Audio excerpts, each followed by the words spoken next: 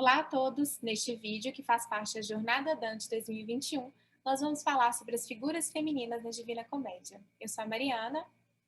Eu sou a Maria Luísa, nós somos alunas da graduação de italiano da UFMG. As figuras femininas na Divina Comédia, elas são numerosas. Essas figuras femininas fazem parte tanto da mitologia, como são figuras bíblicas e personagens do imaginário coletivo da época, como do imaginário individual de Dante. Primeiramente, nós vamos falar das figuras femininas no inferno. As mulheres do inferno são dominadas pela paixão ou foram degradadas por uma paixão desenfreada e transgressiva, como é o caso de Francesca, que trai o marido, e Mirra, que deseja um relacionamento incestuoso com o pai. As primeiras figuras que aparecem diretamente no inferno se encontram no segundo círculo, onde são punidos os lascivos. A maior parte dos personagens femininos se encontra no segundo círculo, porque, segundo Dante, esse seria o pecado apropriado para as mulheres, exatamente por ser um dos pecados mais leves da Divina Comédia. Os pecadores carnais, os lascivos, eles são arrastados por um forte vento infernal que não cessa nunca, porque assim como eles foram arrastados pelos ventos das paixões em vida, eles são arrastados durante a morte por um vento infernal. A primeira figura com quem Dante se encontra é no canto 5, que é Semiramis, rainha da Síria. Dante diz que Semiramis tentou legalizar o que ele chama de amor livre, exatamente por ter relacionamentos extraconjugais. Semiramis foi a única mulher, rainha da Assíria, e ela foi responsável pela construção da Babilônia e dos jardins da Babilônia. Logo em seguida, Dante encontra-se com Dido, rainha de Cartago, que se esqueceu da promessa feita ao marido Siqueus de não se casar e se apaixonou por Enéas. E quando Enéas teve que continuar a viagem que foi desejada pelos deuses, Dido se matou. Outras figuras encontradas por Dante são Cleópatra e Helena. Podemos perceber que essas figuras de rainhas, principalmente, elas foram colocadas por Dante no inferno exatamente pela questão dos relacionamentos extraconjugais e do amor. Aqui nós vemos uma imagem, uma pintura de Paulo e Francesca. Dante, no inferno, ele se dirige a duas figuras, que é a figura de Paulo e Francesca. E Francesca conta para Dante o relacionamento e o amor dela que ela teve por Paulo. E esses são um dos versos mais famosos do canto 5, em que aparecem essas figuras, em que Francesca fala do amor que ela teve, que nutriu por Paulo. Amor que os corações súbito prende, este inflamou por minha formosura, que roubaram-me, um modo ainda me ofende. Amor em paga exige igual ternura, tomou por ele em tal prazer meu peito, que bem os vê, eterno me perdura. Amor nos igualou da morte o efeito, e quem nula causou, caí nas esperas, após tais vozes foi silêncio feito. Nesses versos, Francesca fala que o amor, ele pega os corações súbito, ou seja, rapidamente, e exige em troca uma ternura igual, e ele se iguala à morte em seu efeito.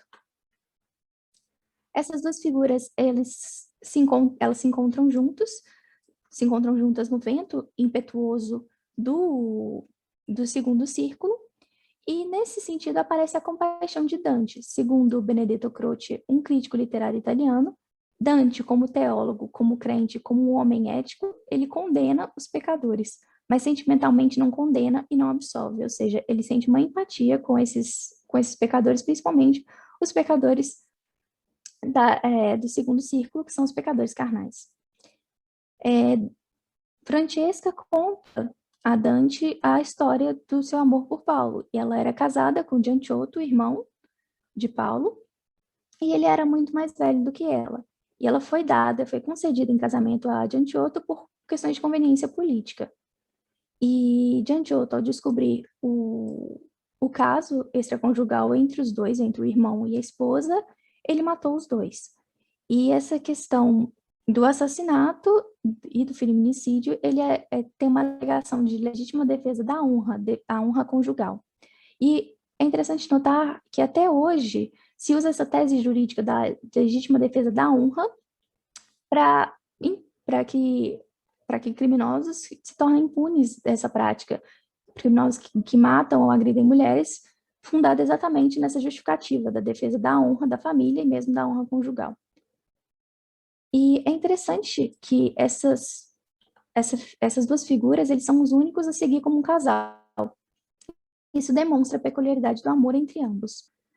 A figura de Francesca é a sua história com Paulo, ela foi largamente retratada em obras posteriores, ela aparece em músicas, como a música de Rossini, ela aparece também em uma tragédia homônima de Gabriele D'Annunzio, que se chama Francesca, e também é retratada em diversas pinturas, como também em desenhos, por exemplo, de Gustave Doré.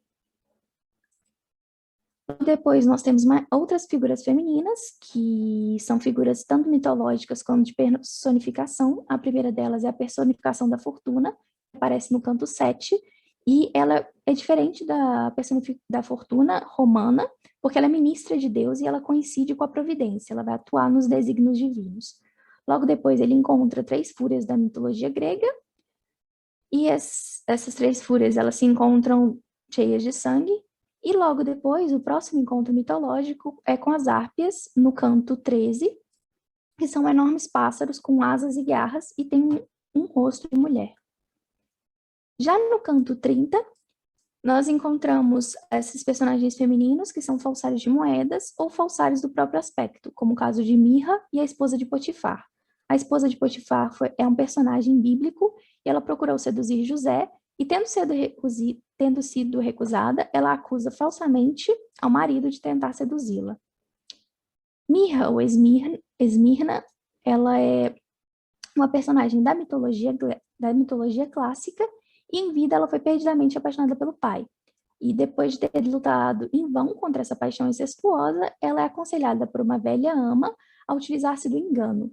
Então, no dia do feriado de César, quando a mãe, por 9 dias, não teria se deitado com o pai, a ama, faz com que Simiras, que é o pai de Mirra, acredite que uma bela jovem, tinha se apaixonado por ele. E que ela se deitaria com ele, mas que a sua identidade deveria ser mantida em segredo, ela não poderia ser revelada. Porém, Cirinas procura descobrir a identidade dessa mulher e quando ele descobre que é a própria filha, ele tenta matá-la. Então, para escapar da raiva do próprio pai, ela foge para a Arábia.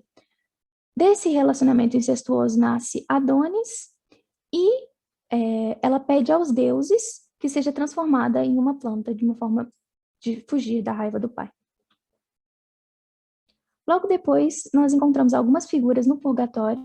No primeiro canto, encontramos Márcia, que aparece de forma indireta, a esposa de Catão Uticense, ou jovem, que era o guardião do purgatório, e Giovanna, esposa de Banconte de Montefeltro.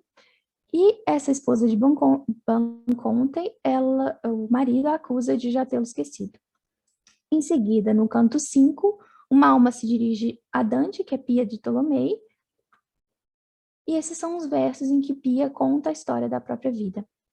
Quando a luz do mundo hajas tornado, quando repouses da jornada extensa, foi por terceiro espírito impetrado, de Pia recordando-te em mim pensa, Siena fizera o que desfez Marema, sabe o quem me esposara, e em recompensa no dedo pôs-me anel com rica gema. Essa intervenção de Pia de Tolomei ela é bem breve, são somente 7 versos, e nesses versos, simetricamente dispostos, nós temos os 3 primeiros versos em que ela dedica a uma oração, e os 3 últimos versos em que ela fala da própria vida. E nós percebemos uma total identificação da pessoa com o corpo, tanto que ela diz que Siena a fizera e a desfez Marema, e ela, nesses versos, também lembra da vida, do amor que ela teve pelo marido, que é denunciado como seu assassino. Nós temos uma questão de uma denúncia que Dante faz de feminicídio, porque Pia diz que o marido provavelmente sabe onde está o seu corpo, e essa história de Pia ela é uma das mais conhecidas da Divina Comédia, assim como Francesca, e ela vai ressoar nos séculos seguintes.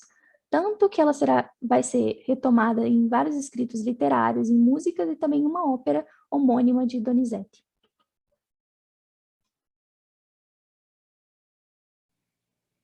Outra figura importante que aparece no Purgatório é a Beatriz d'Este. Ela, assim como Márcia e Giovanna, apareceu através das palavras do seu marido, Nino Visconti. Ele aparece indignado, desolado, porque a Beatriz d'Este havia se casado novamente pouco tempo depois de ele morrer. E para ele isso só poderia significar duas coisas. A primeira delas, que ela não o amava mais, e a segunda, o quão pouco dura um amor feminino se ele não for continuamente estimulado pelo tato e pela visão. Na primeira cornija do Purgatório, onde se encontram os invejosos, Dante se encontra com Sapia de Siena. A Sapia de Siena ficou tão contente, mas tão contente quando os fiorentinos venceram o povo de Siena, que ela chegou até a desafiar a Deus. E por isso que ela se encontra aqui entre os invejosos. A Sapia de Siena, pouco antes de ela morrer, se arrependeu desse pecado. Portanto, ela se encontra no purgatório e não no inferno. As almas que se arrependem se encontram no purgatório. Lá no canto 27º do purgatório, aparece uma figura pelo sonho a Dante, e essa figura é Lia, é a figura bíblica da Lia. Ela aparece para o poeta como uma mulher muito jovem que está colhendo flores em uma atmosfera bem bucólica, e ela representa a vida ativa, em contraposição à sua irmã Raquel, que representa a vida contemplativa. Essas duas figuras, que representam vida ativa e vida contemplativa, são vistas como complementares pelo poeta. Então, como se a vida tivesse de ser tanto contemplativa quanto ativa ao mesmo tempo. Essa atmosférica bucólica que envolveu o aparecimento de Lia no sonho envolve também o aparecimento de Matelda no canto 28º do Purgatório. A mulher, assim como Lia, aparece para Dante colhendo flores em um campo. Ela é uma mulher muito jovem, está cantarolando, bem contente, e o poeta se fascina por essa imagem que ele vê. Entre os dois, existe apenas um rio com apenas 3 passos de largura, mas essa é uma distância intransponível para o poeta. Aliás, é importante que o nome Matelda não foi de cara conhecido por Dante, ele vai conhecer esse nome apenas depois que ele se encontra com Beatriz, que vai revelar a ele que ela se chamava, na verdade, Matelda, que essa mulher se chamava Matelda. A Matelda, no Purgatório, cuja alegria simboliza a beleza do Criador, Deus, e da criatura, é a personificação da felicidade perfeita, anterior ao pecado original, e é aquela que conduzirá Dante à purificação e ao encontro com Beatriz. A Matelda se encontra no local onde era o paraíso terrestre, ou seja, o Jardim do Éden, o local que existia antes do pecado original. E a alegria dela simboliza essa alegria, essa beleza que existia previamente ao cometimento do pecado original.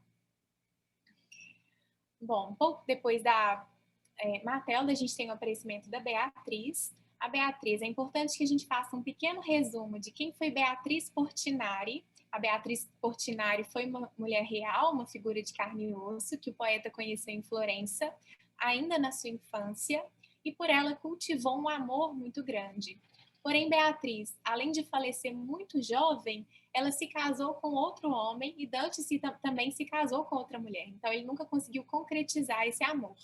Nessa figura se retrata um dos encontros que ocorreu entre Beatriz e Dante nas ruas de Florença. Essa Beatriz que Dante conheceu em vida serviu como uma espécie de inspiração para Beatriz que aparece na Divina Comédia.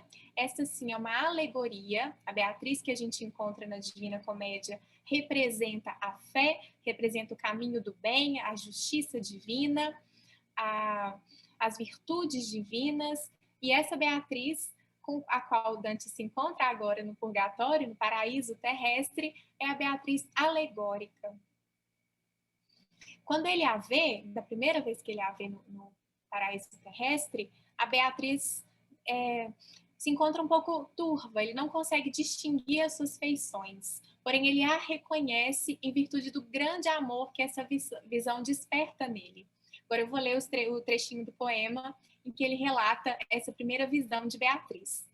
E o espírito meu que, tempo tanto, havia já, não fora ao seu conspeito, trêmulo, entrando de sossobro e espanto, Antes que aos olhos se mostrasse o aspecto, sentiu, por força oculta que desprende do antigo amor, o poderoso efeito. Esse primeiro encontro com Beatriz, embora a gente imagine que tenha sido um encontro bem afetuoso, cheio de amor, na verdade não. Na verdade, ela foi bem dura com o poeta, ela o repreendeu em virtude de ele não ter seguido a vida justa, o caminho do bem aqui na Terra. Ela diz que ela tentou alertar várias vezes, tentou trazer Dante para o caminho das virtudes divinas em inúmeras ocasiões, inclusive através de sonhos, né, depois que ela faleceu, e não conseguiu. Por isso ela tomou essa atitude extrema de trazê-lo para essa viagem ultraterrena. Beatriz, quando ela aparece para Dante, ela se encontra vestida de vermelho. O vermelho simboliza a caridade. Ela tem um manto verde que simboliza a esperança e um véu branco que simboliza a fé.